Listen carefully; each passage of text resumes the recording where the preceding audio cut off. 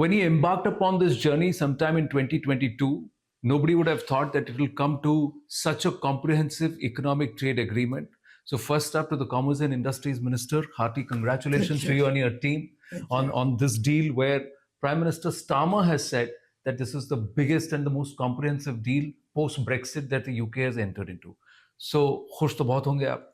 बहुत खुश है और in a way it vindicates what Prime Minister Narendra Modi had said way back in 2015 when he came to London and addressed a huge crowd at Wembley. He said, we may be two nations, but we share a glorious future.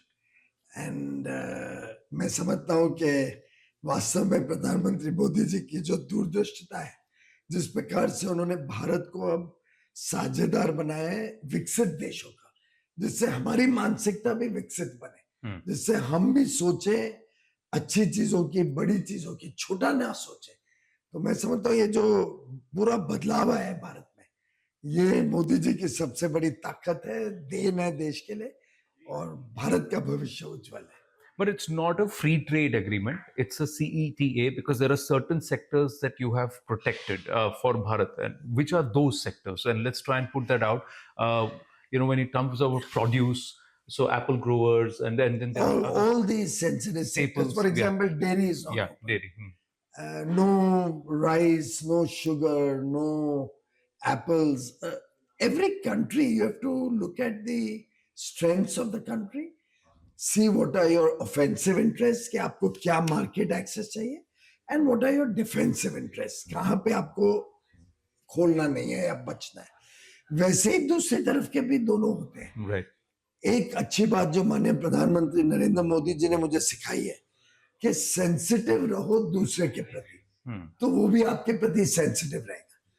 और एक प्रकार से वो हमारी आज के दिन negotiation में सबसे बड़ी ताकत वो है कि दोनों देश शुरू में ही तय कर लेते हैं कि एक दूसरे के सेंसिटिव सेक्टर्स को हम रिस्पेक्ट करेंगे, प्रोटेक्ट करेंगे. जैसे ही आप वो शुरुआत वहां से करो तो आगे का रास्ता बड़ा ही स्मूथ हो जाता है. You've engaged with the conservatives, you've engaged with the labor leaders. The conservatives feel this deal was inked a year ago, and the labor is eating getting the cake and having the last laugh. How would you look at that? But I would like to say it's interesting to see the bipartisan support that this deal had from both parties. The Conservatives were in government. Mr. Rishi Sunak was Prime Minister. Yeah. About a year and a half ago, my current counterpart, Jonathan Reynolds, who was then the shadow minister. Trade Minister, along with the then shadow Foreign Minister, David Lammy, both were in India. They were having dinner somewhere. And I got a call that they would like to meet me. I was busy in office, so I was getting late. So finally, I was able to meet them at about 11 or 11:30 in the night when I invited them home for coffee and dessert. So much so that Mr. David Lammy must have been tired with the time change and all. He was almost sleeping on my sofa. But Jonathan was up and about. And you know what Jonathan told me that time? He said, look, we encourage you to finish the deal, finalize it with the then government. But if you do it, we will come into power after the election. They were so confident. And we will approve it in Parliament. But should you not succeed, I assure you, we will accept whatever is decided between the two governments. We'll build upon it and we'll finalize the agreement. You have our assurance that we want to do a deal. And they put it in their manifesto. No, fantastic. To do a deal with India. And he became the trade minister, and today he has delivered. My compliments to him and to Prime Minister Starmer. But clearly the kind of guidance, the kind of support, the empowerment that Prime Minister Modi gives you when you're negotiating or when you're doing any such work is phenomenal. So Bharat and Britain have shown the art of the deal. So is there a message going somewhere? Well, the message is clearly for the people and business persons of both countries. Because a deal can only be stuck when it's a win-win for both parties. कभी भी जीवन में एक तरफा सौदा नहीं होता है. मूल दोनों का एक दूसरे को सही दाम मिले तभी सौदा हो सकता है. And this particular deal is a win-win. Both countries are stakeholders, our businesses, our farmers, our small and medium enterprises, our startups, our workers, everybody stands to benefit. And a very balanced deal, fair, equitable, gives preferential access for areas of our interest in UK, gives them an opportunity to do more business in areas of their interest. But we don't compete with each other, we complement each other. A $50,000 per capita economy cannot produce the kind of goods we want to sell to them. Textiles, footwear, toys, furniture, leather products, food processing or processed foods, agricultural products processed, auto parts, aircraft parts, the engineering stuff, gem and jewelry, intricate jewelry. There's so many things. They just can't compete. Right. We can't make the kind of high-flying medical devices, for example, that they want to sell to us.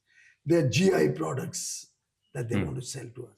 So I think it's a win-win, and that's the beauty of this agreement. So the European Union is in Beijing, the head of the European Union. Then the head of the United States is going to land in the UK in less than 15 hours, 10 hours, if I may say. So are they also going to come across to the table to make it win-win? Is this going to be a queue? Well, I do think that the European Union Trade Commissioner, Maros Sefcovic, and I have hit it off on a very, very strong wicket. He's a great guy. Yes. Wonderful friend of mine. And we both have a commitment that we're going to cross the hump and make this deal happen. So I think maybe we should be able to do it soon. They are in holiday season till August. After that, we're going to get cracking on that. So you're more positive in the Europe scheme of things with UK and the European Union compared to what? I'm positive about all countries, including the United States. The United States Trade Minister, Commerce Secretary Howard Lutnick and I have become really good friends. He's a great guy. The USTR, the Trade Representative, Ambassador Jameson Greer and I have been friends since Trump won. When he was in the administration, I've known him well since then. So I am very comfortable working with the United States, and I'm enjoying working across the world with trade agreements happening as far away as New Zealand on the one side, Chile and Peru on the other side, and Europe somewhere in between. Lovely. So final question. As we speak, we are into the 25th of July in Bharat. And technically, Prime Minister Narendra Modi becomes the second longest continuous term serving Prime Minister after Pandit Jawaharlal Nehru. So he eclipses Prime Minister Indira Gandhi. Your thoughts on his leadership and how much of a difference his leadership has made in Bharat also straightening equations with politically adverse leaders, nations. Maldives, he's in Maldives right now. The Labour was against a trade deal in the first place in Britain. Now they've signed the trade deal. You see how Canada has turned around with Mark Carney. So Maldives, yes, Maldives, Sri Lanka, yeah. So Prime Minister Modi is truly a statesman, a visionary, a very sensitive human being, caring, concerned about smaller countries, the global south, the less developed countries. And more importantly than anything else, he's a good human being. He has completed his term so far as the second longest serving, but this is only the beginning. He has a lot of ambition, a lot of dreams for our country. He wants to make this country the most consequential and most important country. And the people of India deserve a better life, a better future, which Prime Minister Modi is committed to giving. So he is going to become the longest serving Prime Minister in this country. He has miles to go. He has huge aspirations for the country. He's committed to working the way he usually does to strengthen our relations across the world. He's received 27 international honors. Yes. I don't know of a parallel anywhere in the world of that kind of respect and adulation. He's been the most popular leader for the last 11 years across the world. Undisputedly, a person who is shaping the destiny of 140 crore Indians. And that destiny under his leadership is going to be great. Well, if he's going to be continuing to work hard, that means you've got your task cut out. So, so Honorable Minister, it's Britain now and hoping that it's Europe next. Congratulations. Thank you so much. Thank you. Thank you.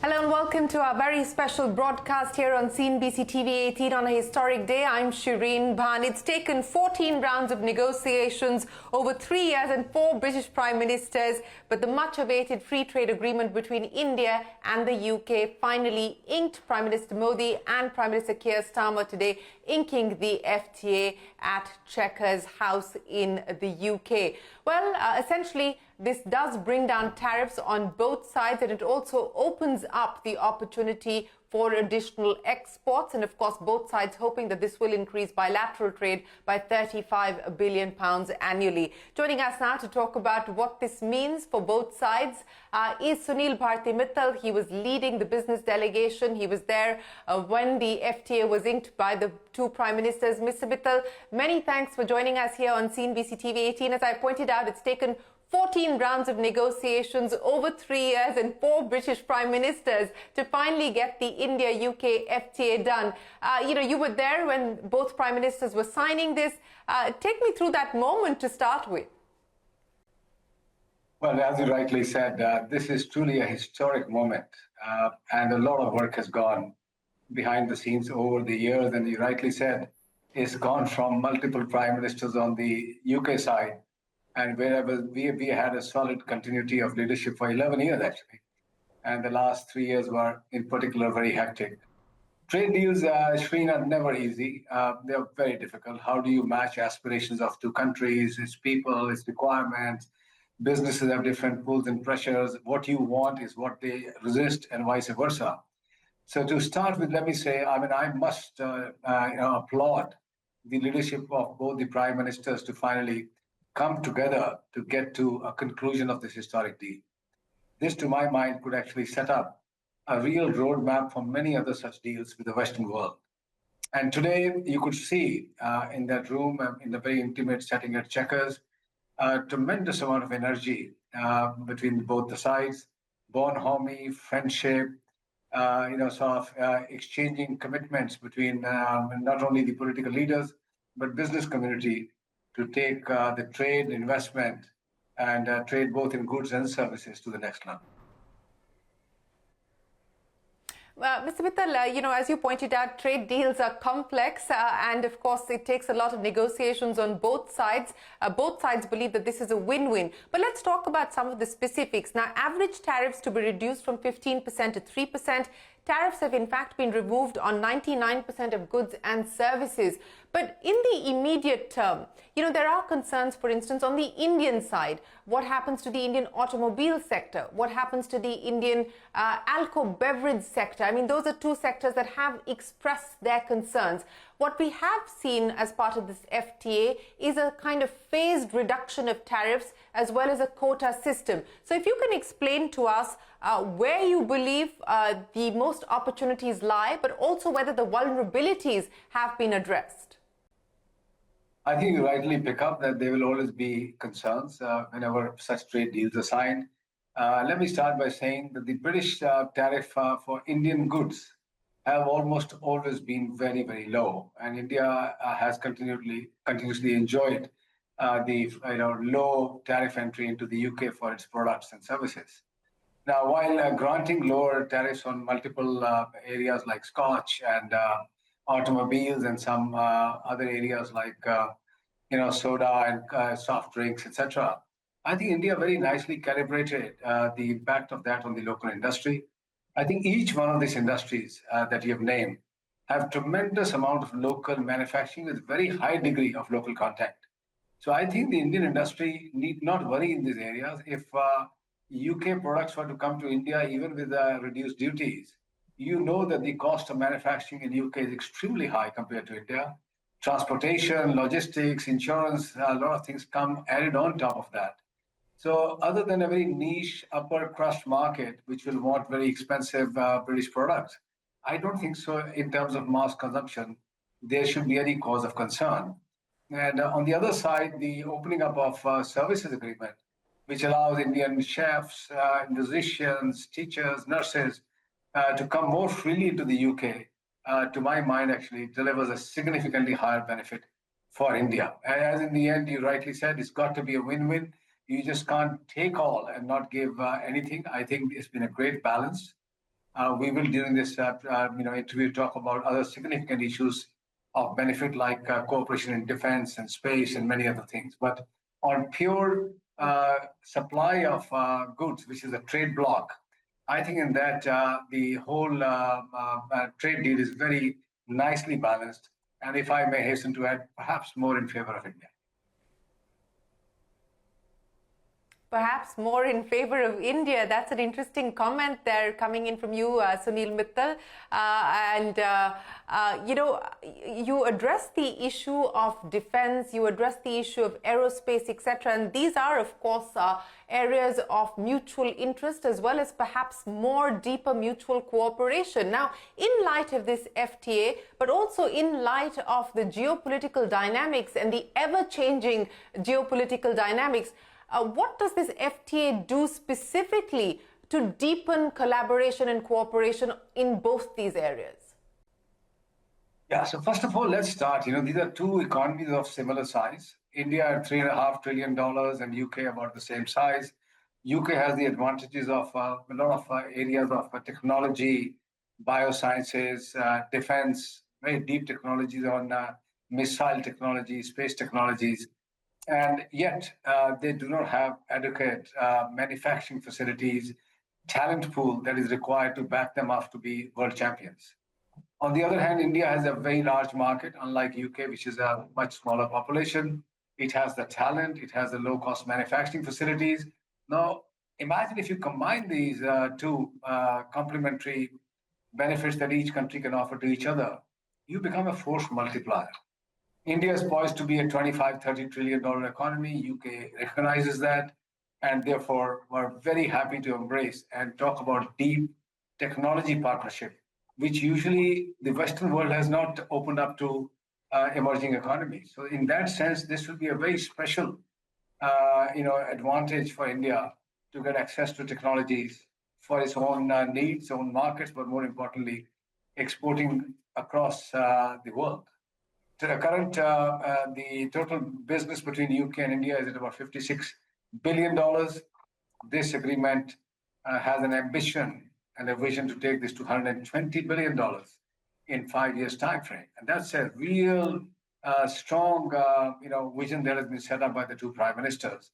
And I know that the Indian government, Indian Prime Minister personally himself, and of course our Trade Minister, Mr. Goyal, worked on each item of this deal personally to ensure that there was a very important advantage that India gets while opening its market, which UK will gain by sending, of course, as you rightly said, more products into India. But I personally feel the bigger advantage will come from UK companies investing in India and creating bases in India, which will be high talent pool that they can access, low manufacturing cost, and make the world their market, which I can tell you, having now worked in UK for several years, is hard for UK companies to come to those levels of competitiveness that India can offer them. So that's exactly, you preempted my question, because, the expectation or the assumption is that with the tariff reduction, will there be incentives for UK companies to consider local manufacturing? You're saying that, yes, you see that happening. Are there any specific sectors where you believe we will see more of that happening? And do you also foresee more joint ventures between UK companies and Indian companies in light of this? Yeah, so, we need to put it in perspective. $36 billion of investments have already been made by British companies in India. From Indian side, about $20 billion have been invested in UK in setting up companies. So UK, in that sense, is already ahead. And now with many of their, industry players seeing lower duty structures in India where you can import stuff at a much lower duties than they were previously, incentivizes them to have bigger presence in India, both for their own goods that they can produce here and sell in India, whatever limited market they could get at the upper crest, but equally start to manufacture some of those parts, complete products in India to have bigger slice of the Indian market. So if I was a British businessman and I know that the duties are low now, the country is open for business, we can move people between the two countries in a seamless manner, I think it makes the decision making in the boardrooms much, much stronger in going into India to manufacture and set up larger bases in India. You were speaking hypothetically from a British businessman's point of view. Let me ask you to speak realistically from an Indian businessman's point of view, Mr. Mittal. As you said, you've had business interests for several years now in the UK with that sizable investment that you've done in BT. Specifically from your point of view, between OneWeb and BT, etc., do you see yourself expanding your own bet on the UK? And do you believe that other business leaders in India, other business houses from India will consider making similar bets on the UK? I would think so. And you will see most of that coming through acquisition of some UK companies. As I said, technology is very advanced. Markets are small.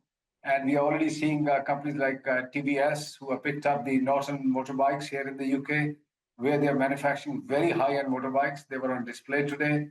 Our companies which are in the beauty areas like Kama, Nykaa, Forest Essentials, they're all making their inroads into the UK markets, trying to acquire companies here to get better technology, better access into the Western markets. So I see a much better roadmap for Indian companies to come and invest here. You know that the big unlocking of the monies that were put through the contribution side have been a big problem for Indian companies, where giving the contribution into the UK pool for equivalent of provident fund and medical, etc., were a waste for Indian individuals when they went back home. Now, UK has in this agreement given a 3-year waiver on the double contribution commitment, which means that the Indian employees which are going to be working here will not be required to pay those contributions, saving nearly 4,000 crores of rupees to the Indian companies. So Indians can now come invest here, bring talent, and fire up the local companies which are generally otherwise not having such large markets or talent pool. So I would say you will see a lot more Indian companies coming and investing here. What about your own appetite, sir, to expand your presence in the UK? Well, we are, as you know, taking a big position both in OneWeb and BT. We are, looking at more opportunities here in the UK. We also have hospitality sector where we came some years back. We have a number of marquee hospitality hotel properties, real estate properties here. So we are certainly looking at opportunities, and we remain very agile and open for new opportunities. Mr. Mittal, you said that you hope that this deal kind of becomes the template for other deals that India is hoping to ink. We were hoping to have a deal with the US. Of course, talks are on. We are given to understand that the 6th round of negotiations will now perhaps happen in August. So that 1st of August deadline, we may or may not have a deal. What's your take on where we find ourselves in dealing with the US and the possibility of getting that deal done? Well, I think that, as you know, has been in the works also in the last several weeks. Many times have been said. I think probably we will need a little bit more time there. There are a lot of issues. US is a huge market for imports as well as exports. I would say that is an area for the government to negotiate. Definitely, there be an interim deal, then a final. Let's see how that works out. But this UK deal on the back of EFTA deal of 4 countries in Europe, UAE, Saudi, Australia, I think India is gaining ground. And if EU was to happen in the coming months, I think one of the big US trade deal India would have covered the whole globe. And I remain hopeful that despite some of the inseamers and curveballs that are coming from the US, Indian negotiators will be able to come to a balanced outcome there as well.